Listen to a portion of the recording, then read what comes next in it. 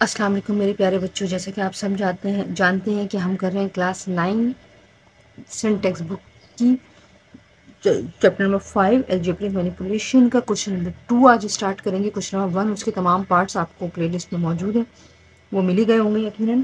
Question number 2 करेंगे, बहुत बहुत आसान है। क्वेश्चन नंबर 1 में हमने फाइंड द HCF यानी HCF को मालूम किया था फैक्टराइजेशन मेथड से। आज हम जो भी सवाल है उसको डिवीजन मेथड से मालूम करेंगे। और मालूम हमें क्या करना है, हमें HCF मालूम करना है। तो बगैर टाइम ज़ाया कीजिए, चलें शुरू करते हैं।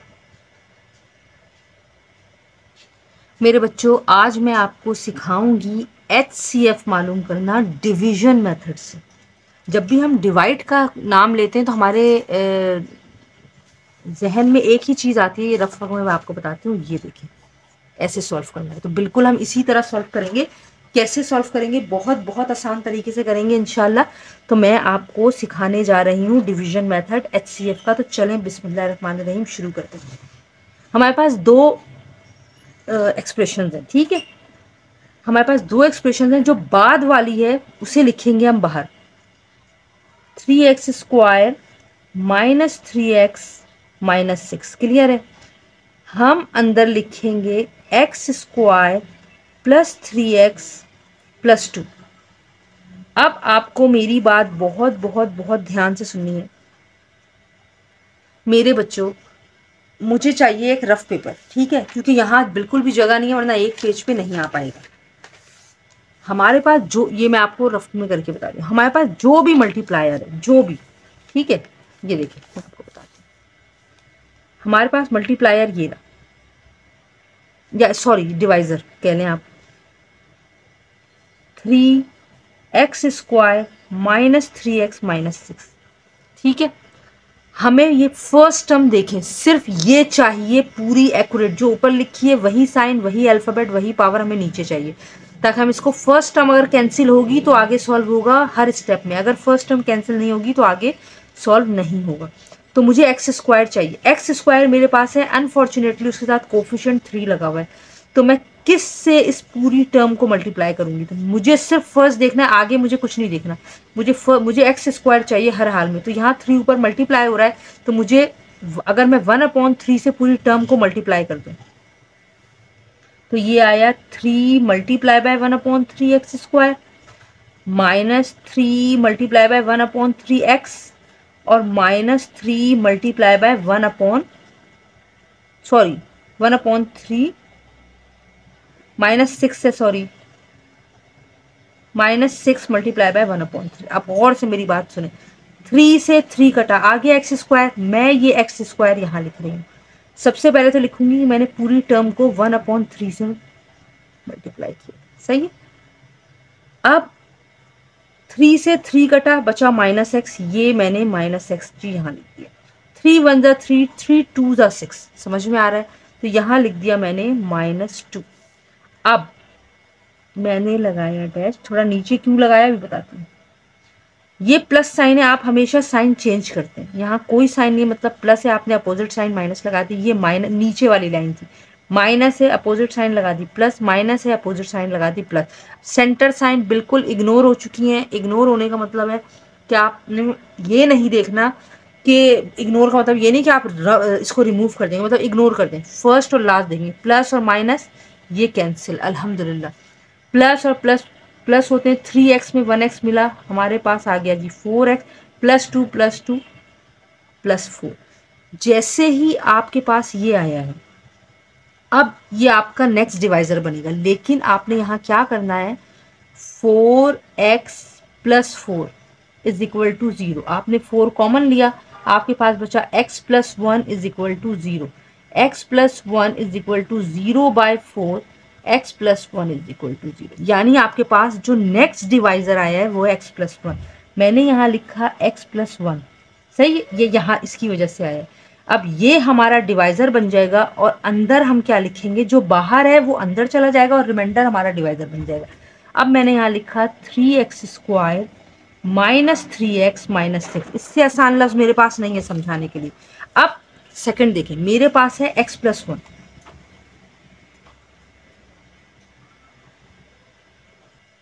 सही है मेरे बच्चों, ये है मेरे पास x+1। मुझे चाहिए, कुछ मैं नहीं देखूंगी आगे क्या है, मुझे चाहिए 3x²। देखें, एक x है, मुझे x² चाहिए, मैं x से मल्टीप्लाई करूंगी। मुझे 3 मिसिंग है, मैं 3 से मल्टीप्लाई करूंगी। सिर्फ फर्स्ट टर्म देखूंगी, मल्टीप्लाई 3x एक्सा 3x² आ गया, प्लस 3x1 जा 3x, क्योंकि आपने पूरी टर्म को मल्टीप्लाई करना है। तो मैंने किससे मल्टीप्लाई किया है, मैंने मल्टीप्लाई किया है 3x से। सही है, तो ये आया 3x², ये आया 3x। ठीक है मेरे बच्चों, अब यहाँ कोई साइन नहीं है, प्लस है, मैंने माइनस लगाई, मैंने कैंसिल कर दिया। अल्हम्दुलिल्लाह, ये प्लस थी, मैंने अपोजिट साइन लगाई। माइनस और माइनस होते हैं प्लस, ठीक है। तो ये मैंने, बड़े नंबर तो कोई है ही नहीं, तो वही माइनस साइन लगाई, 3 और 3 6, और ये रहा x, ये एज इट इज नीचे उतारी।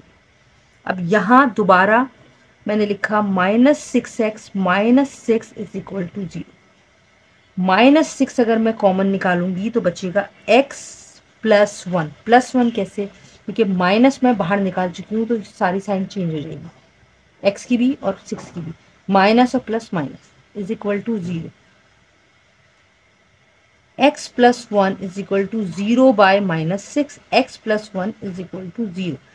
हम इसकी जगह अगेन x+1 ही लिखेंगे, और जो हमारा डिवाइजर था बाहर वो अंदर आ गया। ये हम उस वक्त तक करेंगे जब तक सब कुछ कैंसिल नहीं हो जाता, यानी हमारा कुछ भी रिमाइंडर नहीं बचे। x+1, अब 1 जा ऑब्वियसली, x+1 कोई रफ वर्क की जरूरत नहीं है। ये प्लस साइन है, अपोजिट लगाई, प्लस साइन है, अपोजिट लगाई, कैंसिल हो गया, ये आ गया रिमाइंडर हमारा 0। ठीक है, अल्हम्दुलिल्लाह। अब हमारा HCF क्या है, इस बात को आप ध्यान दें। HCF हमारा है जी, जो लास्ट डिवाइजर है, हमारा डिवाइजर जो बाहर है लास्ट, वो हमारा HCF है। उम्मीद करती हूँ कि आपको समझ में आया होगा कि किस तरह से हम डिवीजन मेथड में HCF फाइंड करते हैं।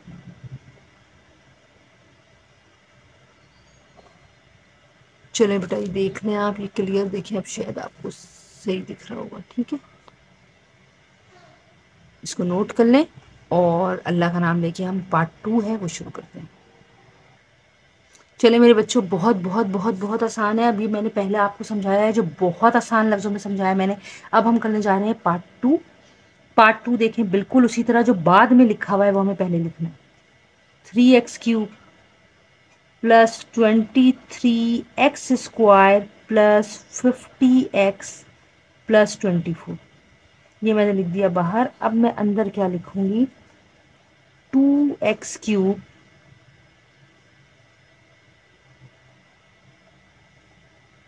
Plus 15x² plus 31x plus 12। ठीक है, चले मेरे बच्चों, मैंने आपको अभी पार्ट 1 में भी बताया है कि पार्ट 2 हमें एक रफ वर्क भी शो करना है, ताकि आपको बहुत डिटेल में और अच्छी तरीके से आसान तरीन लफ्ज़ों में समझा सकूं। और मेरे पास इतनी जगह नहीं है इस पेज पर कि मैं रफ वर्क करके फिर फेयर वर्क करूं। तो रफ वर्क करूंगी जी मैं इस पेज पे, होप सो आपको दिख रहा है, लेकिन बता देती हूँ कैसे। जो भी डिवाइजर है जो बाहर है वो आपने यहाँ लिखना है।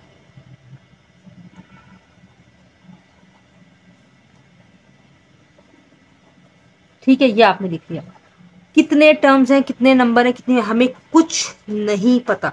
हमें सिर्फ एक बात पता है कि मुझे इस पूरी टर्म को ऐसे नंबर से मल्टीप्लाई करना है, पहला बिल्कुल प्रॉपर कैंसिल हो जाए।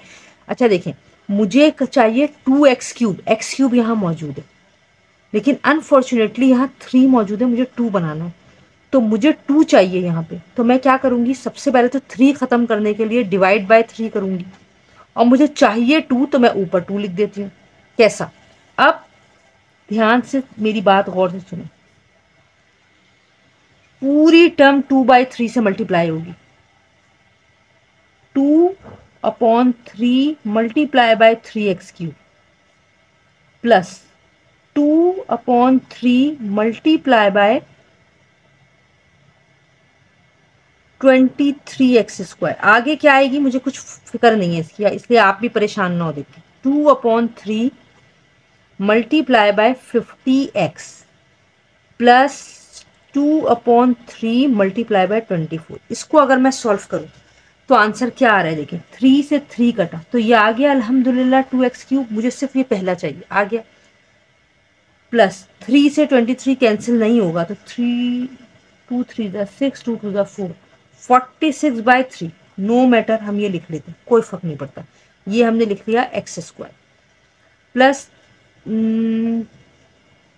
क्या ये कैंसिल होगा? ये भी कैंसिल नहीं होगा। सॉरी, मैंने यहाँ कैंसिल का साइन लगा दिया, इसको इग्नोर कर दें।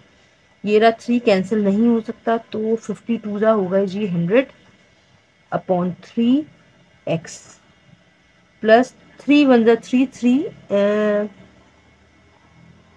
3 के टेबल में 24 कहाँ आता है?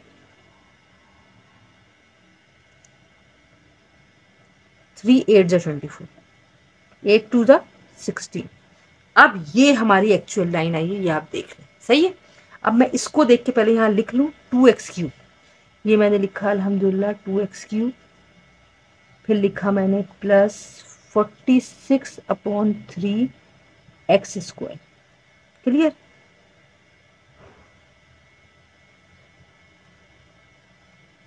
Plus 100/3x plus 16। सही है। अब ये मैंने कोई साइन नहीं है, प्लस है, मैंने अपोजिट लगा दी। मैंने अपोजिट साइन लगा दी माइनस, अपोजिट साइन लगा दी माइनस, अपोजिट साइन लगा दी माइनस, और ये फर्स्ट वैल्यू कैंसिल हो गई। ठीक है। अब मेरे बच्चों ध्यान से सुनना, ये तो 2 नंबर है, ये तो मैं आराम से कह सकती हूँ कि यहाँ रिमाइंडर आएगा -4। ठीक है, बड़े नंबर की साइन के साथ। यहाँ कैसे होगा ये मैं आपको यहाँ बता रही हूँ। ठीक है, कैसे बता रही हूँ देखिए। 15 के नीचे कुछ नहीं है, 1 है, -46/3 ऐसे ही है, और x² ऐसे ही है। x² को तो इग्नोर करें, अभी नंबर देख लेते हैं पहले। हम 2 वैल्यूज हैं, फ्रैक्शन है बीच में, एलसीएम के अलावा कोई चांस नहीं है। 3 1 नहीं बन सकता, 1 3 बन सकता है। तो ये मैंने एक दफ़ा लिखा 3, 15 3 45 -46, यानी बचा -1/3 और x²। समझ में आ गया? -1/3 x² कहाँ से आया, गौर से समझ लिया आपने? ये मैंने इसके नीचे लिखा -1/3 x²। ठीक है। अब नेक्स्ट देखें, है 31 और -100/3। इसको मुझे 100 बनाना है, कैसे बनाऊं? सही है, इसको मैं y2 कर दूं, नहीं तो आप परेशान होंगे। ये रफ में जरा हो जाता है बेटा, थोड़ा इग्नोर कर दिया करें। ठीक है, ये हो गया 100/3। ये 1 है, इसको 3 बना देती हूँ। 1 ये ऊपर भी मल्टीप्लाई होगा, 3 1 3 3 3 9 93 -100/3। क्या बचा? -7/3x। समझ में आ गया आपको? ये आपने एलसीएम लिया। ठीक है, -7/3, ये बड़े नंबर का था x, और ये रहा -4। अब चले मेरे बच्चों, अब हम इसमें से क्या कॉमन ले सकते हैं? इसमें से कुछ भी कॉमन नहीं आ रहा। ठीक है, तो हमने क्या किया, हमारे पास 3 टर्म है। गौर से मेरी बात सुनिएगा, इसको मैं बोलूँ ताकि आपका ध्यान ना बढ़े। ठीक है, थोड़ा सा टिपिकल है, वैसे इतने टिपिकल क्वेश्चन बोर्ड में नहीं आते, लेकिन हमें तो करवाने हैं ना। -1/3 x² -7/3x -4। बेटा ये फ्रैक्शन फॉर्म है, एलसीएम के बगैर हल नहीं हो सकता। यहाँ कुछ नहीं है, 1 है।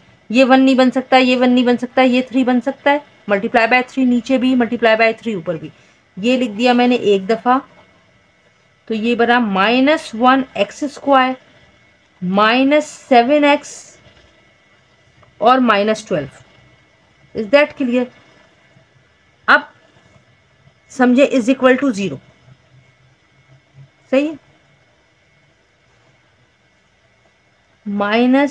X square minus 7x minus 12 is equal to 0 multiply by 3 minus x square minus 7x minus 12 is equal to 0। अगर मैं यहाँ से -1 कॉमन ले लूँ तो सब प्लस हो जाएगा। X square plus 7x plus 12 is equal to 0 divided by -1 और ये x square plus 7x plus 12 आ गया आपके पास नेक्स्ट डिवाइजर।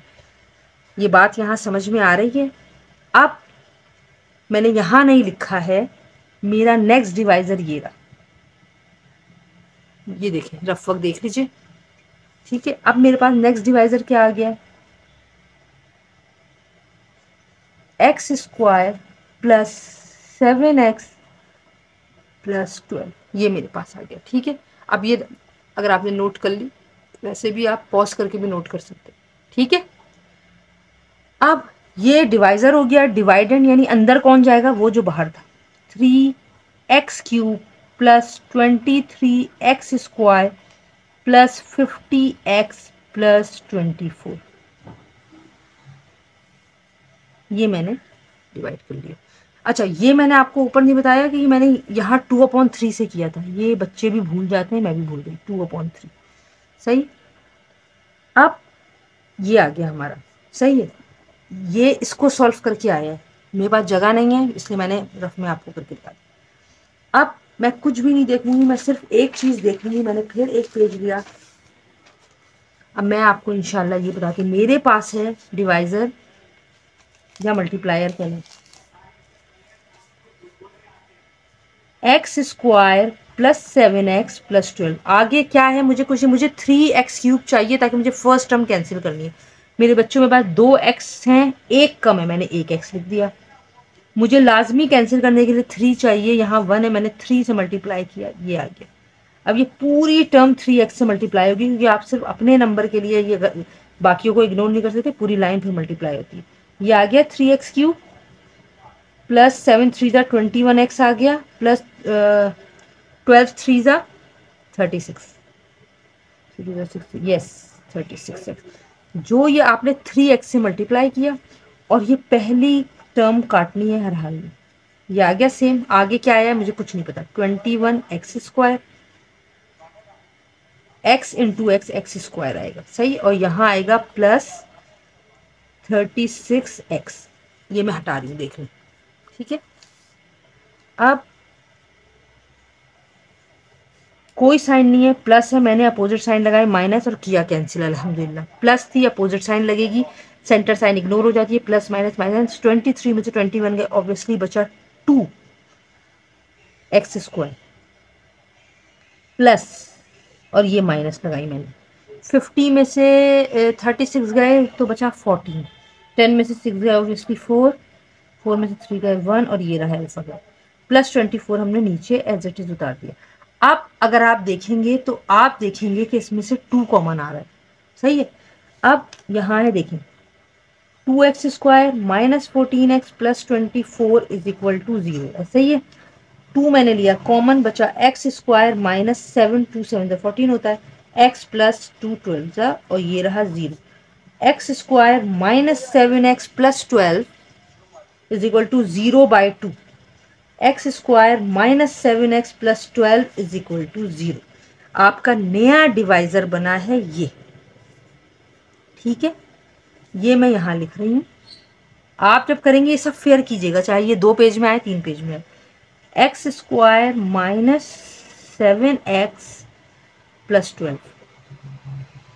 अब आपका डिवाइडेंड कौन बना, यानी अंदर कौन जाएगा, एक्स स्क्वायर,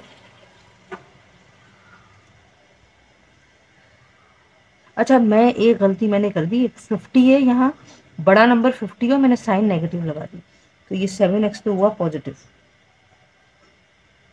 सही है, x square plus 7x plus 12, तो ऑब्वियसली ये जाएगा 1 से।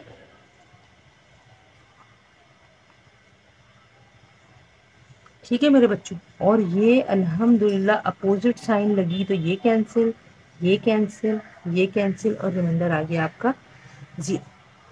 अब मैंने आपको बताया था HCF क्या होता है।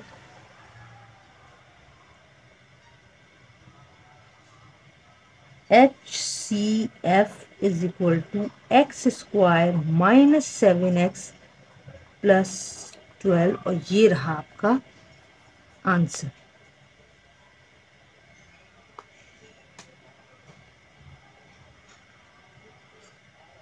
अच्छा मेरे बच्चों, देखिए आप देख सकते हैं कि मैंने अभी जो है ये लिख लिया है पार्ट 3 और पार्ट 4। ये सॉल्व करेंगे आप, ये सॉल्व नहीं होगा, इस तरह रिमाइंडर 0 नहीं आएगा, ठीक है। तो हम इसका हाईएस्ट कॉमन फैक्टर 1 लिखना पड़ेगा हमें। तो और बोर्ड के एग्जाम में कभी भी ऐसे सवाल नहीं आते जो सॉल्व ना हो रहे हो।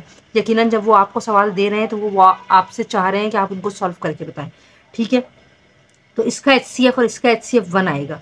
तो इसको मैं सॉल्व नहीं कर रही हूँ, जब ये होएगा ही नहीं तो फिर इसका फ़ायदा नहीं है, ठीक है।